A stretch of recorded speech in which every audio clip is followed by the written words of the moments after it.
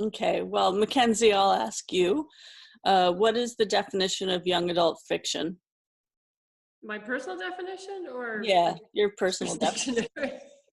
I look at young adult as writing for, I think of it more as 14 and up. Mhm. And the characters are a little more mature. You're like high school age, and they're starting to deal with romance and sex and drugs and some of those more complicated adult themes without being what I would call adult literature, which has a lot more, goes closer into the swear words, the R-rated material, the more, like there is a difference between what I would call an adult book and a YA book. Like I Mhm. feel that what the characters are dealing with are still has a kid-centric focus, and Yeah. it's so you're still looking for a younger audience. I mean, I know a lot of adults read YA and even middle grade, but it's not, you don't write it for them. You write it for, a younger audience that has not seen as much of the world as maybe an adult reader would. So they're still kind of finding their way. Hank, what do you think of why adult? No, I never really wrote young adult. I've written a lot of fantasy novels, and I know that a lot of teenagers like reading them, but they weren't specifically aimed at a YA audience. So I'm a little perplexed by the whole thing. Whether my stuff is YA or adult. It's I guess I really don't care as long as people like reading it. I don't care who reads it Yeah. and likes it, Uh, especially if they write reviews. yeah. Um, I guess, what is the best way to get your literature out there for people to read? Either Mackenzie or Hank, take the floor. Well, I spend a lot of time marketing, but I am fantastically unsuccessful at it. That's part of the problem with self-publishing. You got to do everything yourself, and I like to call myself that I'm famously unknown. And it's no matter what I do, but it's I don't know if there's a difference between attracting a YA audience and attracting an adult audience. There probably is. They probably go YAs probably hang out at different websites than I use, but I don't know. Just keep plugging along. Someday, the magic will happen. Yeah, Mackenzie, how do you get your work out there? word of mouth is a big part of it. I do go to a lot of conventions. I've sat on panels. I give workshops at libraries and schools, a lot of school visits, author visits. I've noticed that, like with conventions, it's more towards the adults. Like you sit on the panel and you talk about, it could be a science fiction theme or it could be a young adult theme, it could be fantasy. And with the workshops, it's both kids and adults. But a lot of it's just meeting people and talking with them, and then they find out about your work, and then they pick up the book, and if they like it, they'll tell their friends. So it starts out very grassroots. And it doesn't really matter if you're published with a big press or like a large publishing house in New York or a smaller independent press. You're pretty much on your own to market yourself. I guess what young adult books have affected your life, like when you were growing up? Like, what were your favorite young adult books? Well, when I was growing up, it wasn't so much split into such a category. Like young adult's fairly new. Mm-hmm. So I read a lot of books. I mean, but I kind of didn't think of them as one category or the other. So I'd read what I call a kid's book, like a lot of British authors like Enid Blyton, Susan Cooper. But then I'd also read like Dune, like very adult, which is defined as adult science fiction. Right. So, but I never stopped to think it was in a category. So when I started writing, that I started thinking, oh, okay. So as I mentioned earlier, I have a middle grade trilogy, which is adventure mystery. So it's in a category. Then I have YA science fiction. That's in another category. But it's more for approaching the librarians and the bookstores than maybe the readers. Like, could you not get away with more, but is it easier to work in a way with children's fiction because children have a wider imagination, whereas an adult might read something and be like, I could never hop on a dragon? I mean, I know like Game of Thrones is popular, but are there things you could write in young adult fiction that would be more fantastic than you could in adult fiction, do you think? That's a good question. I think kids are more discerning, actually. So it's harder to write for kids because they are more likely to call you on something. Mm-hmm. So it's almost the opposite. I mean, with adults, you can seem to get away with a lot. They're still going to want to find it plausible. So if it's a science fiction setting, you have to have certain things that fit that universe. Whereas Mm-hmm. a fantasy world, it has to follow its own guidelines. But the kids will definitely call you on it as well. So it's almost like you need to know your audience and who you're writing for, and then you create a world that appeals to them. Okay. But I like writing for kids the best, to be honest. What about you, Hank? What do you think about writing for young adults? Do you think there are less rules or more rules, or? I don't know. I never did it. Oh, I thought you were saying you. Oh, okay. I just write stories, you know, and whoever wants to read it can read it. But you know, I don't specifically aim at a specific type of audience. Well, I guess I do because I write satire, so that's a specific type of audience. I mean, is there something that you would think would be like just should not be written for children or young adults, like something that would be just too much for them? I suppose there is, but I wouldn't know what it is. I wouldn't write like erotica or really bad violence, like R-rated level. Something rated R in a movie context, I think is R for a reason. Yeah, right. I would not write that in my own books. I guess YA romantic is not a good subject. Well, YA I mean, romance. Yeah. I guess I used to read like Sweet Valley High or Judy Blume, and she dealt with sexuality, but it was in a very tame way, I would think. But V.C. Andrews, like Flower in the Attic, that was meant for teenage girls, and that was a lot of. It was about incest, basically. So, and it was a really popular book. I don't know why, but like it was just. Do you know what I'm talking about, Mackenzie? Oh yeah. Well, I think kids read up. That's the thing. And they'll often read a book, maybe they're not told they're not to. You should not read that, therefore they're going to read it. So never ban a book, they'll read it. But in terms of a feeling for the genre, like there's a lot you can do in YA now, and certainly a lot of YA books are quite risque, actually. Mm-hmm. But if you took a book that was like a hardcore porn or something, I mean, I think you can see that that's over the top, you know. Yeah. But there are definitely books in YA that maybe are pushing the boundaries right now. And we could even argue, I mean, people were upset when the Hunger Games first came out because they're going, oh, kids killing kids, and, you know, how graphic should it be? And then the movie came out, which is more PG-13, and there were some adults who complained that, oh, it wasn't graphic enough. And then I'm like, well, this is a YA story, so why can't it be PG-13? I mean, that's pretty violent as it is. So I think the lines are blurring sometimes. Yeah, in the last discussion we had, that we were talking about dystopian fiction and how there are a lot of female characters in dystopian fiction that end up being heroes and saving the world, and how that's kind of a new thing in YA literature. I don't know if you have any thoughts on that. Well, I remember growing up, and my observation was if you wanted a strong female character, you had to either watch an R-rated movie, like a horror movie with Sigourney Weaver, or it was something like a dystopia, which is still going on now. So it's good to see you have these strong characters showing up, but it would be nice to have the strong characters doing more than just dystopia. Yeah. My grievance is, okay, but they can do adventure and mystery. It can be in a romance novel. It can be in a fantasy novel. It doesn't always have to be death and destruction and apocalyptic circumstances. Yeah, dire kind of, yeah. Yeah. But it does seem to be a trend where that's often where the female characters end up being the ones who have to save the day. Yeah. Do you think there's a difference between young adult fiction for men versus for boys versus for girls? I don't think there should be. I think if, like Hank mentioned, if someone is reading and enjoying the characters, then it shouldn't be labeled.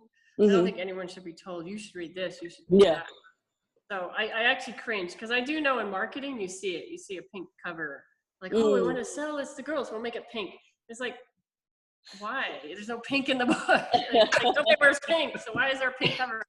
You know, or trying to label, because my adventure mystery books are for girls and boys. So and there's both read it. So it's like, but there are two strong girls and one boy. So why would you categorize it? Oh, this is for girls or this is for boys. So you shouldn't do that in the YA field either. You can read, I'll just use Hunger Games. You can read and feel for the character Katniss, whether you're a girl or a boy. Right. The situation could be anyone. One of the topics apparently that's very popular these days is sexual assault has become a popular topic in some young adult literature. So I don't know if that would make boys more sensitive to it if they read something like that, or if they make them uncomfortable. It might. I think characters are role models, and no matter what age you are, whether you're young reading the picture book or you're now a teenager reading a young adult book, those characters that you resonate with, they're like your friends. That's true. They're almost like real people. So if a real person goes through an experience and a character goes through a similar experience, and that can be a boy or a girl, I mean, no one's immune to sexual assault, for example. Right, yeah. It can help that individual maybe look at it differently, or have an empathy for someone else who maybe has gone through it. So I think storytelling has its purpose, and it can be very valuable. Yes. It's how you handle it, but you don't want to segregate it and say this can only be read by this person over here, or this is only for girls, this is only for boys. That just gets me really upset. Yeah, that's true. Yeah, I wouldn't think of, because I guess I read a lot of like boy kind of fiction when I was younger, like Christopher Pike and oh yeah. That's why I started writing like more commercially, because I got so fed up with the really fun stories. A lot of it was boy characters, and I'm sorry, but I'm not interested in reading Pink book with going to the mall, or that's really exaggerate the stereotype, but looking for a boy. No, thank you. Give me the swashbuckling pirate story. Yeah. So, and I think a lot of girls enjoy stories that would be labeled a boy book. And there's no reason why, because I've worked in several bookstores back in Canada, and boys would ask for Jenny B. Jones and Judy Moody. Yeah. Because they related to the character who's kind of a misfit and not fitting into the world around her. And that's not gender specific. So telling him he can't read that is steering the boy away from reading anything. So just saying, hey, you relate to the character? Oh, well, here's some more books like that, or tell me what you think. And foster that love of reading. And I think that would help break down a lot more stereotypes. Do you have any advice for young adult writers or young people who want to get into that genre of writing? I think read is the classic advice. Like, read everything you can get your hands on and see what you gravitate toward, and start writing that, and then just write and don't censor it. The way I write is it's sort of like a brain dump, just purge everything onto the page and just type, like no censoring it, don't try to edit it, and just kind of follow the story and see where it takes you, because and even if it doesn't make sense, you just write, because what it's trying to tell you will become apparent as you keep writing. And it's interesting what you find yourself gravitating towards. Might even surprise you, but kind of start that way and see where it takes you. And just read and write. Universal advice. Yeah, I know it sounds true. like a repeated record, but it's true. Yeah. I was thinking about this, for a couple of times. We knew this was coming up, and I was thinking that writing a YA character has to be different than writing an adult character. The YA character doesn't have any military experience. They haven't been to college. They don't have a career or a job. Their only job is slinging hamburgers. So they're going to react to situations and plot points differently than an adult would, because the adult has more experience. I thought about that, and I said, this has got to be tough to write YA because of the lack of experience that the YA characters have. I think that's why adults like to read young adult fiction sometimes, because it's sort of an escapism, like almost like that world where you were carefree and you didn't have to pay taxes or worry about your 401k, that kind of stuff.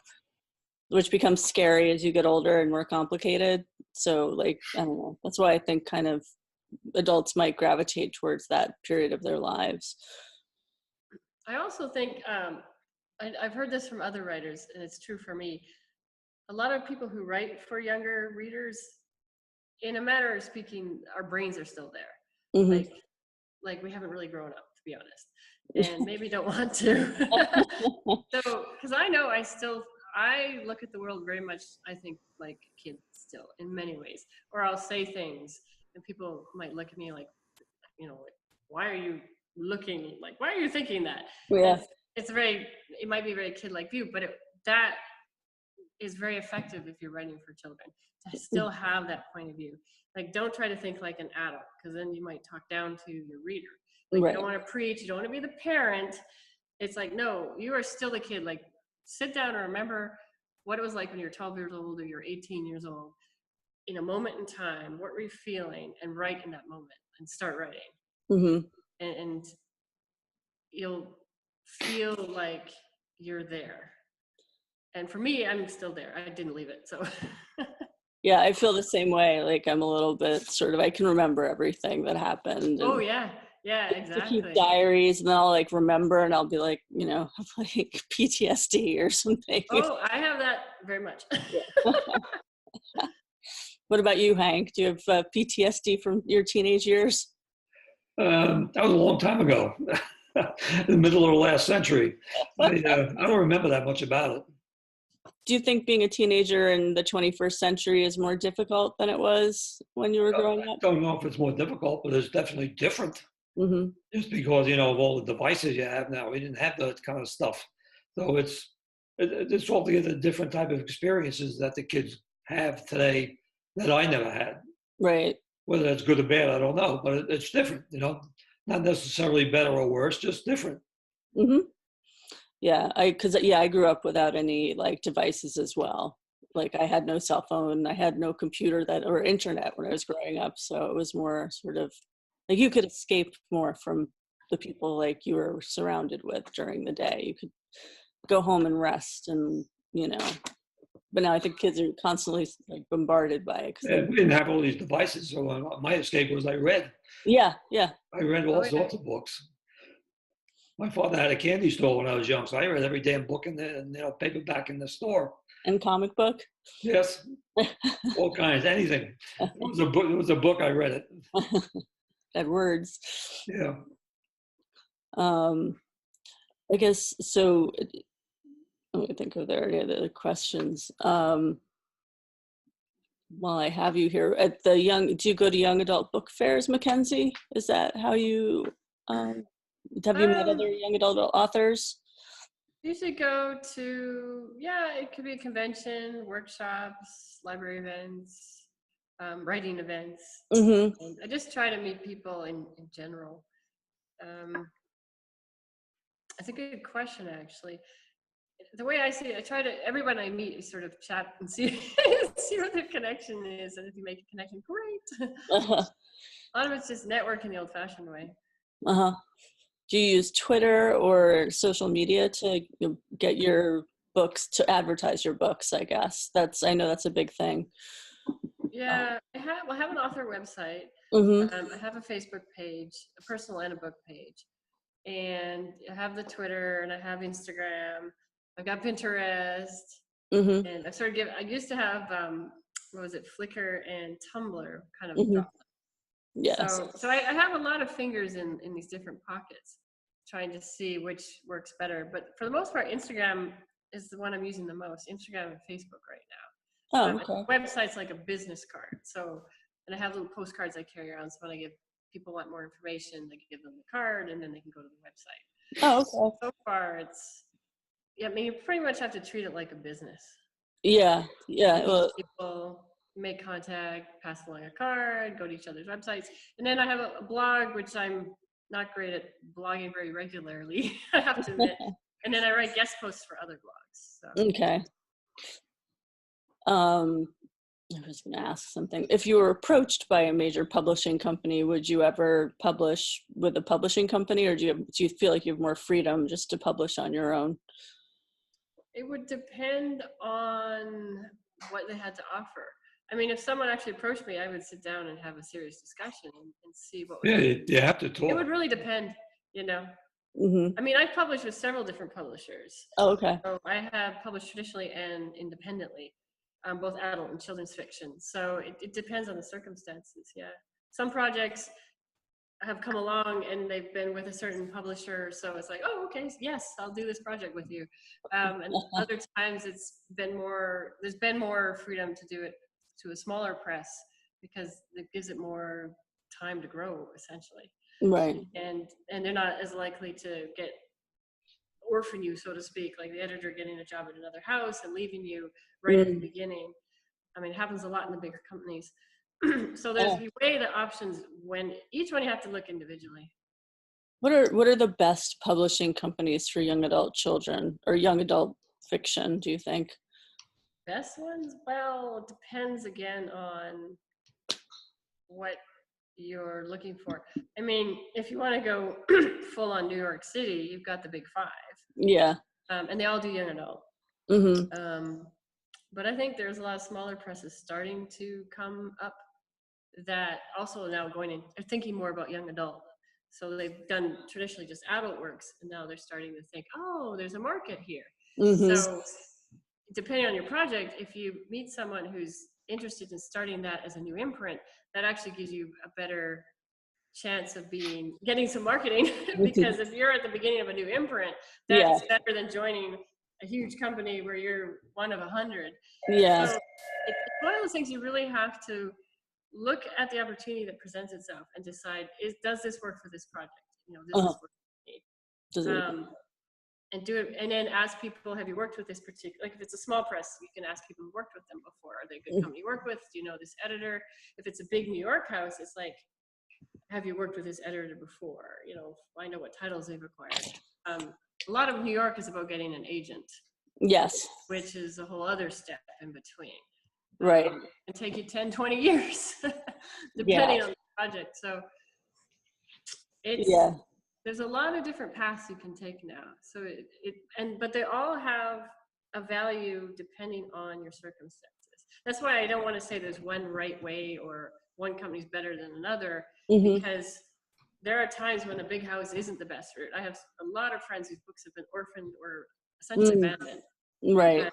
Of circumstances, publishers, shutting down or going out of business, imprints being completely shut down for budget cuts. So now the imprint doesn't exist anymore, which is like shutting a company down. Yeah. The books are shoved off to someone who doesn't want them within a bigger adult corporation. This very recently just happened to a friend of mine. No. So what do you do when the imprint's gone? I know. Yeah, I know somebody. That's the end of the series right there.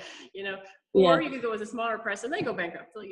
Or you start out smaller and you build your career over time, knowing that you're going to have a book that might be traditionally published in New York. You might have a book that's small independent press, let's say on the West Coast. Then you have another book that's with an indie press, in Timbuktu. You get one published in Britain and good old England. I think people should know that. Expand your options. Don't limit yourself. Yeah, I know that 50 Shades of Grey was like fan fiction for Twilight, and that was exactly. I mean that, and because of the circumstances, like it probably wouldn't have existed if the original story hadn't done as well as it did and make a movie and have a big following. It never would have been offered. They would. So some of it's luck. A huge amount of it's luck. Yeah, definitely. And I think, it's a lot of people who've become popular have had like blogs online that they used to write, and then they'd be turned into books, basically. Yeah. That was a trend for a while. Yeah. See if that continues. Yeah. I don't know if blogs are as popular as they used to be, but I think are they? Somewhat, yeah. Yeah, Medium, I think. Well, that's more of a news service, though, for sort of independent writers, I think. But they write. I don't know if you've ever heard of Medium, but you can. No. Oh, it's like it's not like HuffPost, but I guess it's a little bit like that, like where you can start your own page and write like on various topics. So, and it's interesting. There are a lot of good writers on it. So if you ever want to What's the name of it? Medium? Yeah, Medium. Yeah, medium.com. I'm going to check that out. Yes. Yeah, I actually have the app on my phone. Yeah. Now we're all going to start writing on Medium. Yeah, I've been looking for a new social media platform, and I just about gave up on Facebook. Oh, yeah, Facebook's kind of Well, passe. I got all these pages. You put something up on it, no one ever sees it unless you pay money. Oh, yeah, yeah, it's pay to that's play. true. Yeah. Mm-hmm. You know, you put a nice blog post up there that's interesting, and you come back a week later, and you see 3 people saw it. Yeah, nobody And you reads. get all these messages. You want more people to see it? Spend money. Put You a spend cat $10 video. and 5 more people see it. Yeah. It's really they're getting to be a ripoff. Mm. Yeah. Snapchat is big, but I have no idea how it works. Not use that for promotion. Yeah. Use that for conversations with groups, but Yeah. Instagram, that's the other place that I think. that's what I'm building right now. Mm-hmm. Although they're owned by Facebook and they're starting to change who sees Yeah. it now. But I have enough of a following that people, if I do post something on Facebook or Instagram, I mean, there are some people who see it because I've organically got them following already. But What are the names? Sorry, what are the names of your books, just to get them out there? So the books actually that I'm working on right now is this middle grade adventure mystery trilogy, which is like upper tween. So the series is called The Adventurers, and the first book is The Mystery of Troll Creek. The second is The Mask of the Troll, and the third one's The Mine Caper, and that one's coming out this fall. Okay. And then my other work actually is they're short stories in anthologies. Those are the ones that are active right now. Mm-hmm. So one's called Crossroads, Infinite Dimensions Crossroads, and then another one's an adult story, which is Altered History, and then there's another one which is coming out this fall as well, which is adult. Well, I wrote it young adult, but it's in an adult sci-fi anthology. Okay. It's about memory. Oh, interesting. How did you get a following? Like, how did you gain a following on, I guess, is it through social media, like your minions, I guess? Yes, very slowly, actually. Basically from going to conventions, sitting on panels, giving workshops, meeting people, doing school programs, author visits at the school, plus workshops. Mm-hmm. Workshops at public libraries, and literally traveling back and forth because I'm from Vancouver, Canada. Mm-hmm. And I drove around in an art car for a few years with my characters painted on the side. 1972 Super Beetle. From Vancouver to San Francisco and back twice. So just doing anything possible for exposure. Had the website labeled on there. And chatting people up in gas stations. Handing out business cards.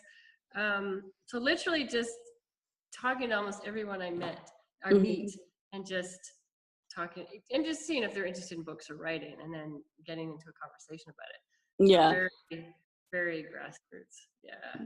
Oh, that's slowly great. Building it up. But it is slowly growing though. Mm-hmm. So I can see it, but it takes time. It's really interesting. Like talking to people at gas stations. Yeah. Oh yeah. It's hilarious. I sold books at gas stations because it's a conversation.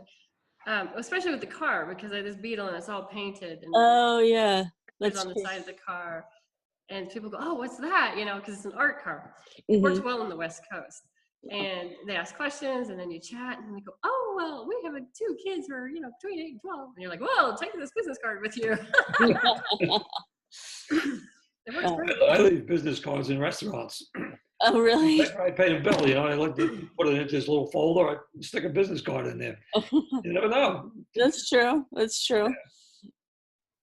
I guess, yeah, like we're having the sampler is just coming out recently. Are there any young adult fiction stories that you read in? Yeah, I think there is, yeah. I haven't read anything. No, okay. Yeah, I'm not a reader, but I think there is a couple that are young adult. Mm-hmm. Short stories. Yeah, the shorts. Yeah, I have trouble writing short stories, but like Mackenzie, you write a lot of short stories.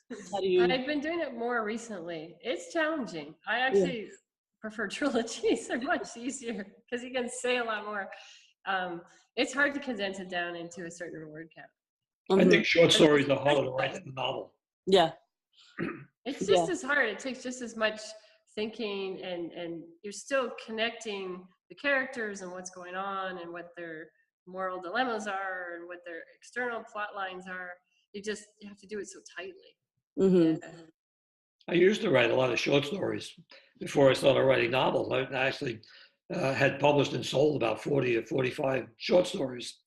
But then one day, the short stories just started blossoming. They started getting bigger and bigger. One turned into a novella, and the next one turned into a novel. And I don't think I can write a short story anymore.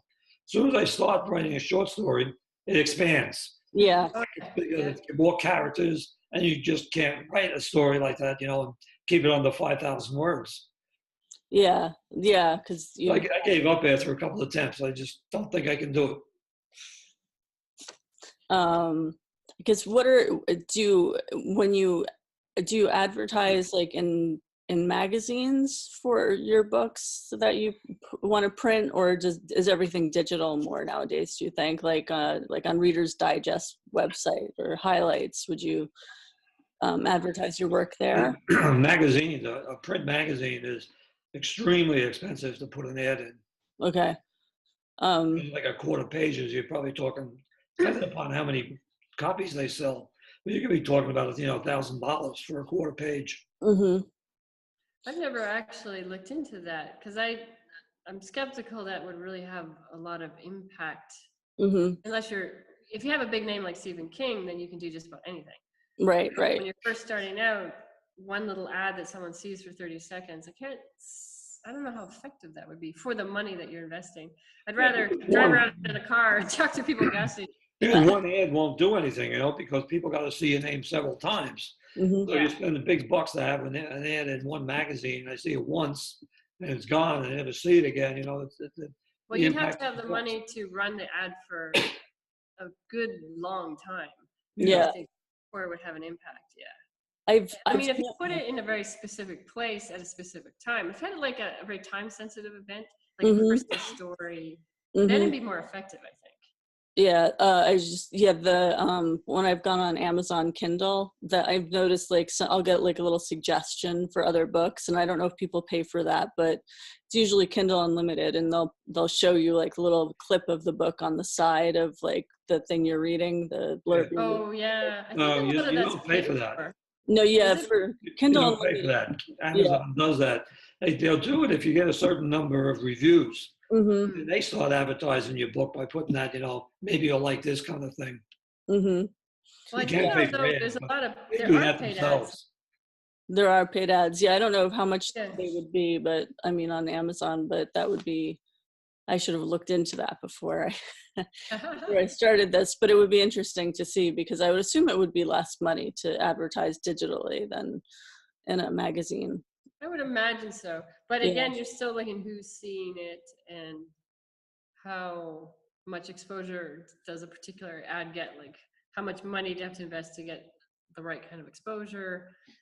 I mean, some people use it and claim that it works. I mean, I've done some Facebook ads and played around with it. And I know people have seen them because they've told me they've seen them, but I honestly don't know how effective they really are.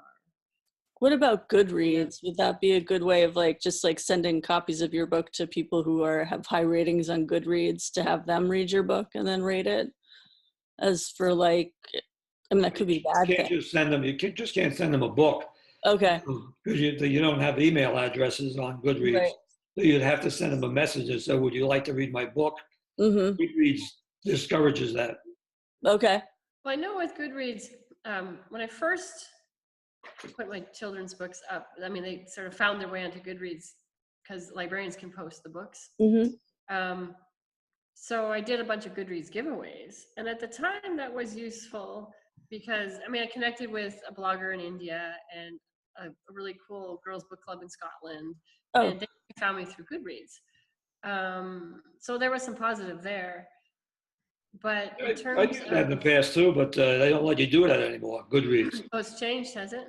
No, Goodreads has now been bought by Amazon and it's out to make money now. You can have a giveaway on Goodreads, but it costs you $100.